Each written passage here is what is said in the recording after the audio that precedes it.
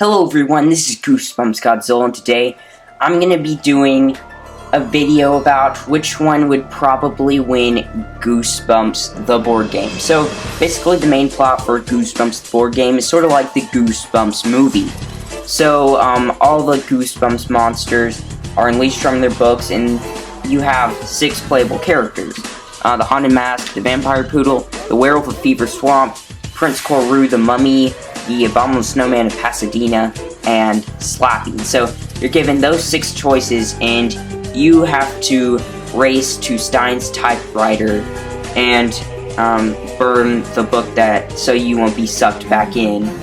And that's pretty much the whole game for Goosebumps the game. So the whole not the book, but the whole board game is sort of just a race to get to the finish line. And so it sort of says in this game that it's every man for himself. Slappy can't make allies with everyone, stuff like that. This is an every man for himself kind of game.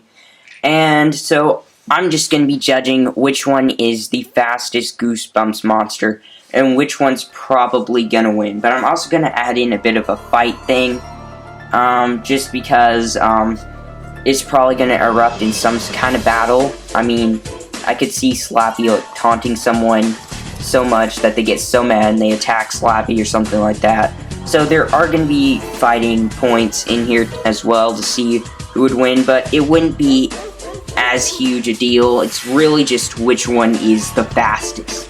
So anyway guys, let's get into this Goosebumps race. So I'm going to go over each individual character you can play in the game, calculate their speed, I'm not going to calculate, but I'm going to see which one's the fastest, and which one's the most powerful, which one's like the best mix of the two. So anyway, let's get into our first person, and that's the Haunted Mask. So the Haunted Mask is honestly just probably a good mix of both super speed and superhuman strength. The Haunted Mask really is pretty powerful. I mean, the Haunted Mask has defeated supernatural beings before, so definitely a force to be reckoned with if like a Goosebumps monster tries to fight up against it. So definitely a force to be reckoned with. And the Haunted Mask also could just cheat, go off of Carly Beth, and attach itself to a Goosebumps monster that is in the lead and win altogether. But just the Haunted Mask with Carly Beth itself on her, the Haunted Mask on Carly Beth's face is pretty fast as well. Not the fastest Goosebumps monster, and not the most powerful Goosebumps monster, but relatively just a mix of both. Just, I wouldn't say average, because in a human standpoint, the Haunted Mask is super powerful, but just from a monster standpoint, it's kind of just average. And so next, I'm going to talk about Fifi the Vampire Poodle. So Fifi the Vampire Poodle is probably going to be a main contestant in a race, because Fifi can probably go pretty fast. First off, because she's a dog, and so she can run really fast, like in Please Don't Feed the Vampire. I remember, like, that thing was lightning fast. It just left the house and did all this crazy stuff. I'm not going to go into spoilers for that book, but she was lightning fast in that book. It did a lot of things in that short amount of time, so definitely Fifi's got a huge advantage in speed, and has a powerful, like a power base sort of. I don't know the correct wording for that, but judging by power, Fifi's actually pretty powerful as well. First off, she's a vampire. Second off, she can float off the ground. Oh, that would also be a huge advantage in speed. It's just floating off the ground. But she's like your ordinary vampire. You're gonna need a stake or something to defeat Fifi the Vampire Poodle.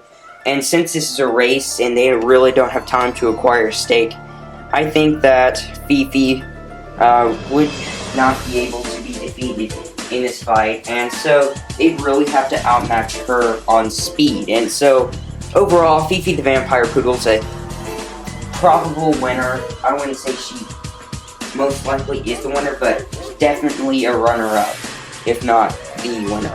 But next we have the Werewolf of Fever Swamp. So the Werewolf of Fever Swamp, honestly, he's not that physically powerful. I mean, he's okay. You know, werewolves are powerful, but in the Werewolf of Fever Swamp book, the Werewolf of Fever Swamp kind of got down pretty badly. I mean, he was defeated by an oversized dog. And this is a werewolf, so the fact that he was defeated by an oversized dog, I don't know, kind of makes him seem weaker than he should be. But yeah, not that physically powerful, but the Werewolf of Fever Swamp is super fast. I mean, he's part human, part wolf. Humans are fast, and wolves are really fast, so definitely the Werewolf of Fever Swamp is probably one of the fastest characters in the game. And so next we have Prince Koru the Monk, who is, I would say, slower than your average Goosebumps monster. And I guess you could say he's occasionally fast, but definitely not a contested speed-wise. He could, like, battle a Goosebumps monster and defeat them and then go farther up in front. But unless he defeats them due to his physical powers, which is average in a monster standpoint, and would probably not win a fight against like the Werewolf of Fever Swamp or something. Unless he can defeat all the monsters, then he has no chance of winning. If he can catch up to all the Goosebumps monsters in the race. But overall, I honestly believe the mummy's not... Prince Koru the Mummy is not going to have that big a deal. I mean, Erogotus the Mummy from The Dummy Meets the Mummy is a different story. He is powerful. Really powerful, but Prince Koru, not that much. He's just slow and really not that powerful physically. So, probably I would say he'd be in last place. But next is the Abominable Snowman of Pasadena. And I think he is the perfect mix of really fast and really powerful. The Abominable Snowman of Pasadena can run at tremendous speeds. He can go through different environments and run really fast. He can survive through blizzards, and he can adapt to warm environments, as we can see in the Abominable Snowman of Pasadena when he's released. It kind of actually shows him in shock, but in the promotional artwork, as I discussed in one of my earlier videos, it kind of seems that he really likes it there in Pasadena, from like him going on a surfboard and all that stuff. So definitely the Abominable Snowman is adaptable. He can survive through a lot of things. He is pretty fast. I mean, you saw him in the Goosebumps movie if you've seen the movie. He's really lightning fast in that movie. And yeah, I would say the Abominable Snowman is really fast. And physically, the Abominable Snowman is super, super powerful as well. In the Abominable Snowman Pasadena book, he effortlessly lifted up the main protagonist and the main protagonist's sister.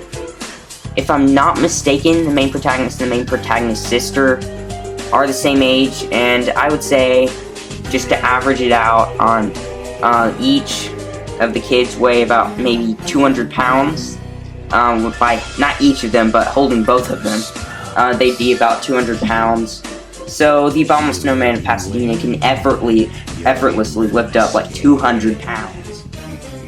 The Abominable Snowman of Pasadena is physically powerful, as I said before. He can lift up effortlessly 200 pounds. So he is super powerful, and I would say the Abominable Snowman of Pasadena is a top contestant for the crown of the winner of the Goosebumps board game. But then we have everyone's favorite ventriloquist dummy, Slappy. Now, Slappy is probably one of the most powerful Goosebumps monsters of all time. I mean, he can freeze time, he can send like cockroaches spewing out of his mouth, he can do so many things. He can freeze time, I think I already said that. He can teleport, I mean, he can do countless numbers of things. And so he will probably defeat 90% of these monsters. he's got a huge chance of winning. Again, he can teleport, but I don't know how much he can teleport. I mean, can he teleport to long distances or not? Because, well, it doesn't show the teleporting power, I don't think, in the Goosebumps books.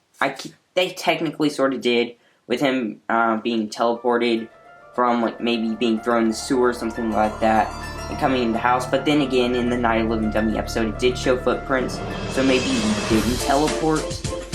I don't know, but in the Goosebumps movie, he did teleport. And so, when it did show him teleporting, though, he just did it for short distances. So, I don't know if that'd be, like, he magically teleports to the finish line, and that's the end of the game. Because if he could just magically teleport wherever he wanted and stuff like that, then why in the Goosebumps movie would he be chasing Stine all across the town? Why would he tell the other monsters to get him? Why wouldn't he just teleport everywhere and eventually win? I mean, it just doesn't make sense.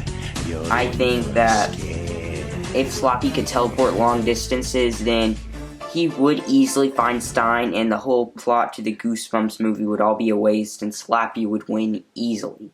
So I think he can teleport to maybe shorter distances.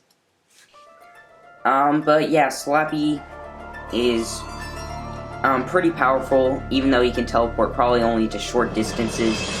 But overall, Slappy's really not that fast though. He can teleport, as I've mentioned, a lot of the time, I'm sorry, when I was talking about Slappy, but he can teleport, which would be huge with that. So if someone can travel faster than his short distance teleportations, then they're probably gonna win. But also, Slappy could just freeze the other racers in time, and he'd win automatically. But I'm not really sure.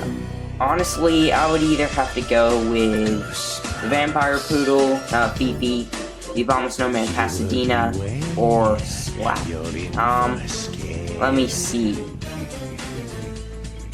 Probably Slappy could easily freeze the Abominable Snowman of Pasadena in time, or he could just lure the Abominable Snowman of Pasadena away with, like, candy or something, because Slappy is honestly very intelligent. So he could just, like, throw a bag of trail mix off to the other side, and the Abominable Snowman would be busy for a little while, give him an opening to win. So I'm counting out the Abominable Snowman of Pasadena, so it comes down to Fifi the Vampire Poodle or Slappy.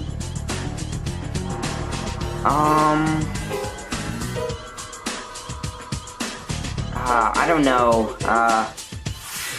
I would have to go with Slappy, honestly, because Slappy can teleport, and he'd probably find a way to defeat the Vampire Poodle in the first place.